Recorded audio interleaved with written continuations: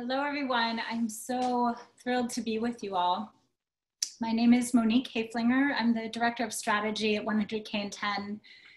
And for the next few minutes, I'm going to walk through the report and share a few highlights. I'm also going to share just a little bit about the process that led to the publication of this report. Again, we welcome your questions, reactions, and insights, and invite you to share those in the chat throughout the presentation. And we can jump in. Let's see, there we go. I wanted to start off by sharing the research questions for this report. Our research was guided by three basic questions. The first was, why are there not more high quality, personally relevant, and career-connected STEM courses in high school? Number two, even when those courses do exist, what are the barriers for students of color, and specifically Black, Latinx, and Indigenous students? And finally, number three, as we look to rebuild a better and more resilient system coming out of the pandemic, what are the critical levers for change? These were the questions that animated our thinking as we began this process. And consistent with our role at 100K and 10, we brought together leaders and content experts from across sectors to grapple with these questions. They included teachers, districts, universities, and other teacher prep programs. They also included curriculum developers and workforce development organizations, as well as industry and funders, among many others. We interviewed more than 20 experts from across the field and also conducted research on the core challenges that impede equitable STEM teaching and learning in high schools. We had several goals through this process, and the first was to create a comprehensive view of this complex problem. We wanted to be able to see it all more clearly and orient to the big picture together. Second, we wanted to identify different points of entry into this problem that, depending on your vantage point, you could choose to focus in on and make progress toward. And underlying both of these goals was the intention to create a launching pad for coordinated and collaborative action as we go forward. And what we found through this research was 11 core challenges that underlie this problem. And we also found three powerful levers for change. And I'm going to talk much more about both of these in a minute. But first, I want to mention that our research also included scouring the country looking for bright spots. These are places where districts, educators, students, families, and community partners are coming together to change the status quo. And many of them are with us on this call today, too many to give a shout out to individually, but we want to thank you all for being a part of this process and for your work in the world. So on this slide, you'll see a snapshot for how the report itself is organized. This is not meant for you to read on this slide, but rather just to see an overview for how the report is structured. You'll see in the very top row that it's organized around our three levers for change. And underneath each lever, we've identified the specific challenges that are also associated with that lever. And I just want to underscore here that all of these, both the levers for change and the associated challenges, are meant to offer a picture and a starting place. They are not meant to be exhaustive, and we've intentionally designed the report, as Yasmin said, as well as this event today, to really maximize participation in building upon this picture and integrating your additional insights and expertise.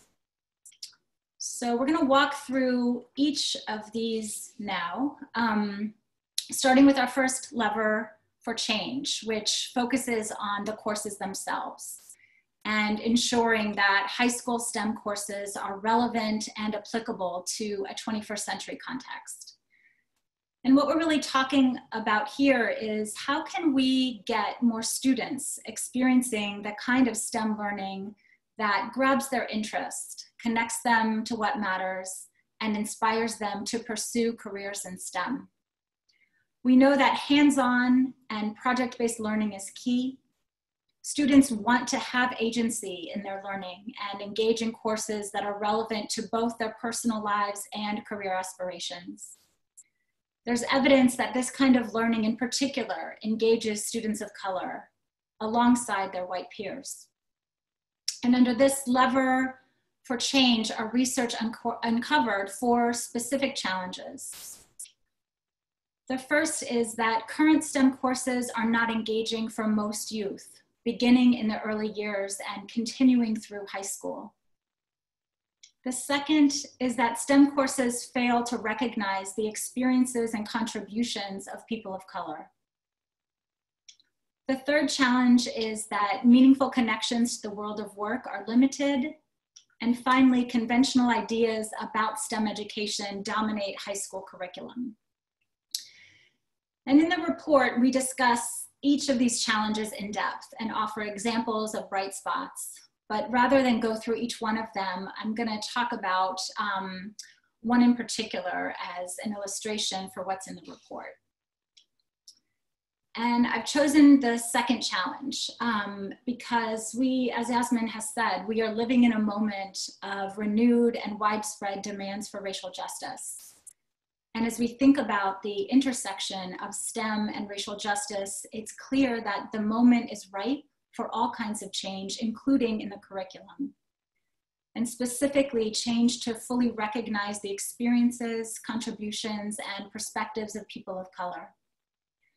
Students of color are faced with STEM content that consistently fails to recognize their lived experiences and reinforces the value of white historical contributions and white intellectual frameworks. It also perpetuates harmful stereotypes or minimizes or omits entirely the knowledge and history of STEM leaders of color. Until we make these changes in our curriculum, we are missing significant opportunities to inspire students of color and to pursue STEM courses and careers. One of the organizations that is working to change this is BSCS Science Learning. They are a nonprofit based in Colorado and are guided by a belief that science education should advance social and environmental justice. Not only do they use a hands-on inquiry-based approach to teaching science, they also prepare students to address social and environmental issues in their personal, professional, and civic lives.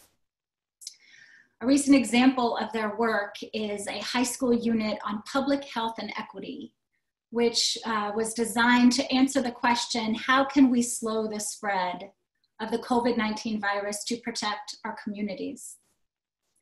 The course was developed in partnership with epidemiologists as well as experts in public health, anti-racist education, and social and emotional learning. The course explores the immediate, present-day challenges impacting students of color and their communities. And it focuses on several different types of learning goals, including understanding virus transmission and the impacts on communities, as well as understanding how to influence policies and practices, and also social emotional competencies like self-awareness and social awareness. This is just one example of their work. BSCS runs an educator resource center with many offerings for both educator development and classroom instruction, and so I encourage you to check them out. Moving on to our second lever of change, which focuses on teachers, and specifically how to support more teachers to facilitate active and applied STEM learning. Under this second lever of change, we found 3 challenges. The first is that adding new courses that are personally relevant and career connected is an additional burden on a STEM teacher workforce that is already facing a shortage of teachers. The second challenge is that current teacher training and professional learning programs do not build the knowledge or capacity needed to effectively deliver personally relevant and career-connected courses. And finally, the third is that quality vetted curricular materials and formative assessments are needed to support these kinds of STEM courses. And these particular challenges are quite interrelated, and This section of the report really makes clear that any effort to increase the range and quality of STEM courses requires that teachers have the training, the materials, and the support they need to deliver these kinds of learning experiences for students. It also makes clear that much more is needed to build teachers' knowledge and capacity to teach STEM courses that are personally relevant to students of color. We must also attract and retain more STEM teachers of color because we know that students of color do better when taught by teachers of color, and their white peers benefit as well. And of course, each of these challenges exists within the larger context of the STEM teacher shortage, which has only been made worse by the pandemic. Despite these very real challenges, actually, let me stick here for a minute. Despite these very real challenges, there are programs that have been and continue to create innovative ways to attract, train, and retain STEM teachers. We highlight several of them in the report, but who I really want to lift up is 100K and 10's own project team on diversifying the STEM teacher pipeline. This project team has brought together members from 6 different stakeholder organizations around the country to identify and share resources and strategies for diversifying the STEM teacher workforce. They have a beautiful website. I encourage you all to check it out. And the other thing that I'd like to lift up here is the point that teachers and aspiring teachers want to teach courses that are relevant and connected to the workforce. Teachers are hungry to evolve their skills and learning and teaching in alignment with advances in the STEM field. You know, let's imagine and fight for a world where teachers are able to be on the cutting edge of their discipline just as much as any researcher or practitioner in the field. That would be truly exciting for both teachers and their students. So part of this too is that we believe that developing high quality, relevant courses is not only good for students, it can also be part of a long-term strategy to increase the STEM teacher pipeline and help more teachers to stay in the profession. And before we close out this section, I recognizing that there are unique challenges when it comes to STEM teaching in a virtual environment, I wanted to be sure to mention Lab Exchange, who we also feature in the report. Lab Exchange is a free online platform that was created by folks at Harvard who specialize in both science education and online learning. And it hosts numerous science simulations and other resources that are designed to give students high quality, hands-on learning experiences, specifically in a remote learning environment. It also offers educators opportunities to create learning pathways that are specifically designed for students of color, as well as pathways that are personally relevant and career connected more broadly. So I encourage you all to check them out as well. Finally, we come to our third lever of change, which focuses on systems, and specifically on creating systems that ensure equitable STEM teaching and learning. So far, what we've been talking about are challenges that impede students, and especially Black, Latinx, and Indigenous students from accessing personally relevant and career-connected courses. But each of those challenges sit inside of and contribute to a broader education system that continues to perpetuate inequity and harmful outcomes for students of color. So this lever really focuses on systemic and cultural changes that are needed, and specifically in the report, we identify 4 areas of change. The first is the need for significant additional funding to develop and implement these courses. The second is that school structures do not currently support equitable access to quality STEM courses. And by school structures, we mean the time and space for teachers to create and students to actually take applied or advanced STEM electives. The third addresses CTE, and it's continuing to be siloed from other advanced STEM courses and creating barriers to access as a result. And finally, tracking policies, and other biases that limit access for students of color, including narrowing pathways early in a student's education and limiting opportunities for their interest in STEM to bloom. An example of this that we talk about in the report is a California district that placed 9th grade students in either biology or agriculture based on their 8th grade math scores, with no way of those students to move to a new pathway later in high school. Fortunately, that policy was recently changed, but these policies persist in many other places and disproportionately track Black, Latinx, and Indigenous students into lower quality and or less advanced courses. Until we address each of these challenges here, students of color will continue to be blocked from accessing and thriving in STEM courses and careers.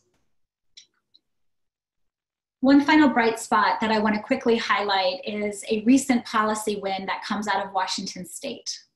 In Washington, their legislature instituted a policy change that automatically enrolls high school students in the next advanced course, rather than relying on a traditional opt-in policy. And what they've seen is that the demographics of student enrollment has already changed as a result. You can check out much more about this as well as other bright spots in the report. And the last thing I'd like to share is our resource hub. As I mentioned earlier, we scoured the country looking for bright spots, and I've shared a few of those highlighted in the report. But in addition to those, we also developed a resource hub. It is designed to serve as an ongoing repository for organizations, programs, and other resources that anyone can draw on, adapt, and or amplify. And the cool thing is that just like the report, this too is designed to be a living document. And our hope is that it will be a place where solutions can be continually lifted up and shared so that we can accelerate our collective learning and our ability to create more equitable outcomes.